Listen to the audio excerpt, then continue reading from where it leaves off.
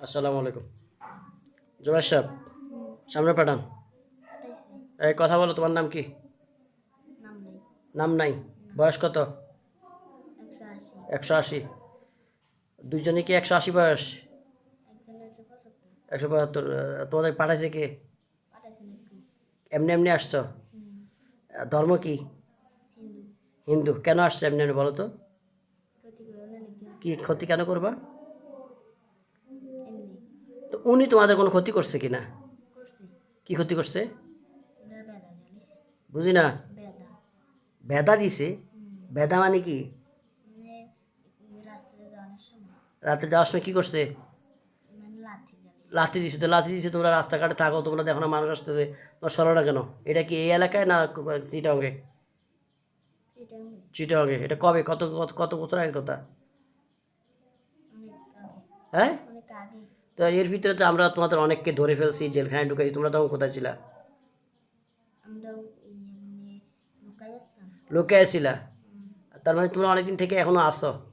তো যেগুলো ধরছি, যেগুলো মারছি, তোমাদের সর্দারকে বাচ্চাকে ডেকে ঢুকে, এগুলোর পরেও তোমরা আবার ছিলা, মানে তোমরা কি তান্ত্রিক?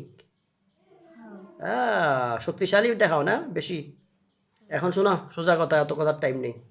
উনি তোমাদেরকে ব্যথা দিছে, তোমাদেরকে দেখে নাই। হাদিস শরীফের নিয়ম অনুযায়ী তোমরা অদৃশ্য, তোমাদেরকে আমরা মানুষ দেখবো না। তখন নিয়ম হচ্ছে তোমরা সরে যাবা। তোমরা তো দেখছো, তোমরা সরো নাই কেন? এটার বিচার হচ্ছে তোমাদের অপরাধ। তোমরা দেখছো, তোমরা সরো নাই কেন? ঘুমাইছিলা? তাহলে কি যিনি ব্যথা দিছে বা ধাক্কা দিছে বা লাথি দিছে, ওনার কোনো অপরাধ ছিল? উনি তো দেখে নাই। ওনার কোনো অপরাধ ছিল বলো?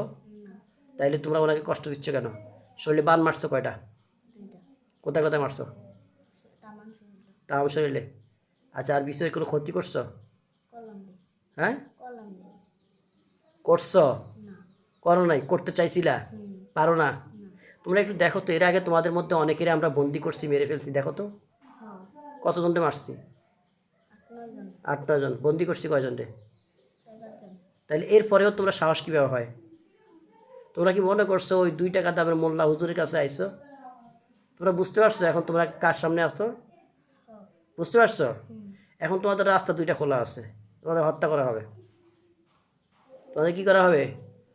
হত্যা করা হবে। আরেকটা হচ্ছে রাস্তা খোলা, তোমরা মাফ চেয়ে, আল্লাহর কাছে মাফ চেয়ে, সব অতীতের ভুলের জন্য ক্ষমা চেয়ে তওবা করে ইসলাম ধর্ম গ্রহণ করে মুসলিম হয়ে পুরোপুরি ভালো হয়ে যাওয়া।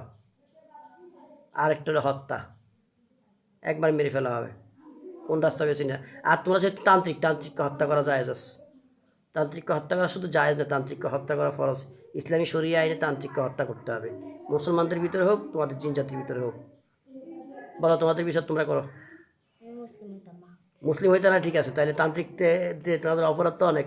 হত্যা তোমাদের একমাত্র ফায়সালা। তোমাদের মধ্যে কোনো, তোমাদের বাবা মা ভাই বোন কেউ আছে, আত্মীয় স্বজন আছে? কেউ নেই? তোমাদের বাপ মা ছাড়া দুনিয়াতে আসছো কেমনি? মরে গেছে। তো তোমাদের অপরাধ, হাফিজ মাওলানা জুবাইর সাহেব, এদের কি শাস্তি দেওয়া উচিত আপনি বলেন? মেরা নিতাম? এদেরকে সুযোগ দিলে আর ভালো হইতে হইব? ভালো হইব? ভালো হইব না। আচ্ছা, আর কিছু আসেনি একটু দেখেন তো ভালো করে। ফলাই টলাই গেছিনি কোনো দূরে দূরে? এরা এরা যা তুমি ফলাইছিল, আমরা এই যে 7-8টা মারছি, 10-15টার মতো আমার জানার মতো বন্দি করছি, এগুলো বেশি শক্তিশালী, রাইট? এত বেশি শক্তিশালী? আচ্ছা ঠিক আছে, কমান্ডার ইন চিফ আসছেন?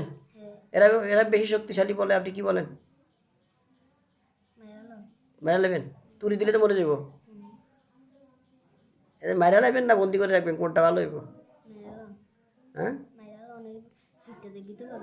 ছুটে যাইতে পারবো? তান্ত্রিক তো, দেন হত্যা করে দেন। বুঝেছেন? সাথে সাথে আর কিছু আছে তোমার চোখের সামনে দেখা যায়, সব জ্বালায় পড়াই দেন।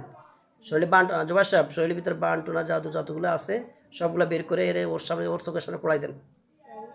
আর কোনো কিছু নাই? জোবাইর সাহেব একটু ভালো করে রুকিয়া করে দেন। আর কোনো সমস্যা নাই ইনশাল্লাহ? ঠিক আছে, আপনারা থাকেন।